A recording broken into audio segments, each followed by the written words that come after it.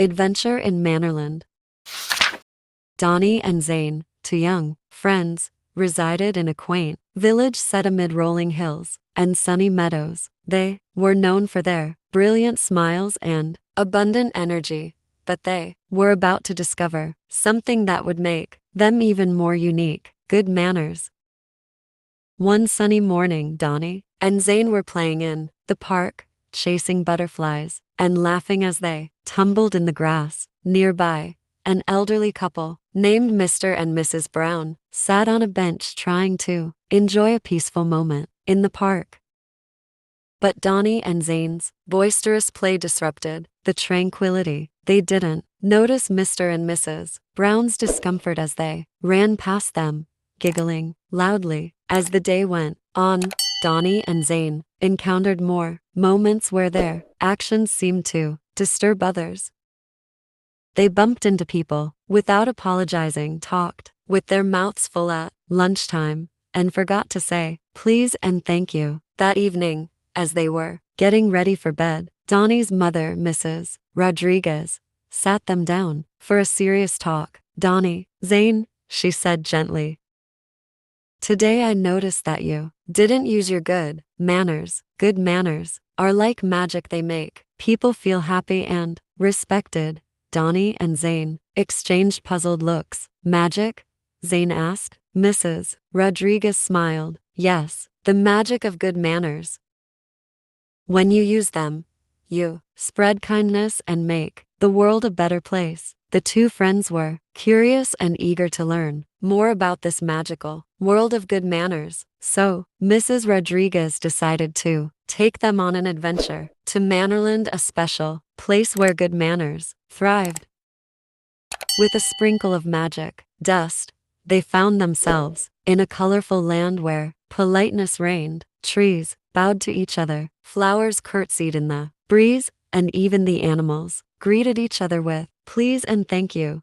Donnie and Zane were amazed by the friendliness and harmony in Mannerland. They met a friendly bear named Mr. Polite, who offered to be their guide. "Welcome to Mannerland, where good manners are a way of life," Mr. Polite said, his voice as warm as a summer day. "Here we say please and thank you, and we always think of others."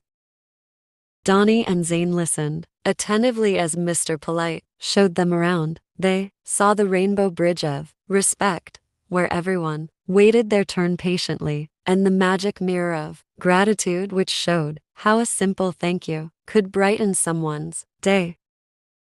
As they explored, they encountered Mannerland's most magical place, the Garden of Empathy. In this garden, they saw flowers that bloomed with every kind word spoken and withered with every unkind one. Zane gently touched a wilting flower. "So, when we use good manners, we're like gardeners, making the world more beautiful and caring for others."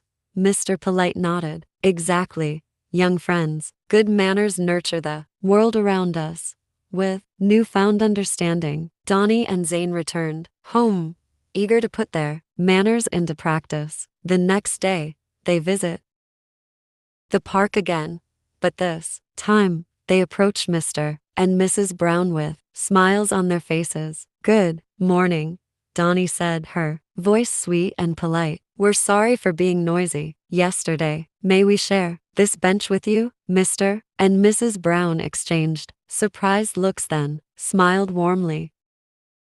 "Of course, dear. We appreciate your kindness." Donnie and Zane continued their day with renewed dedication to good manners. They held doors open, greeted friends with please and thank you, and shared their toys graciously. As the days turned into weeks, they noticed something magical happening. People in their town began to smile more, and kindness seemed to ripple through the community. One sunny afternoon, as Donnie and Zane were playing in the park again, they saw a group of children they had never met before. The children were sitting alone, looking lonely and out of place.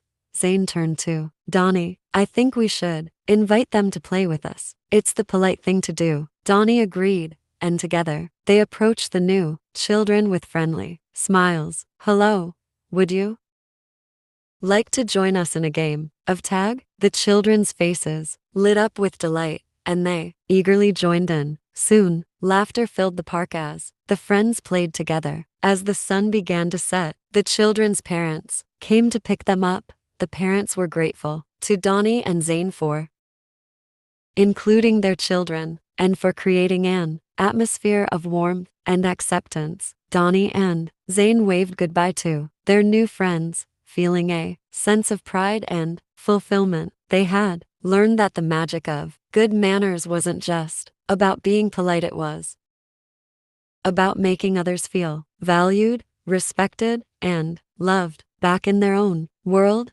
Donnie and Zane continued to spread the magic of good manners wherever they went. They knew that it wasn't just a set of rules, it was a way of showing kindness, empathy, and respect for others. And so, in their little town, the magic of good manners continued to blossom, making the world a more beautiful and harmonious place, one please and thank you at a time. Thank you for listening.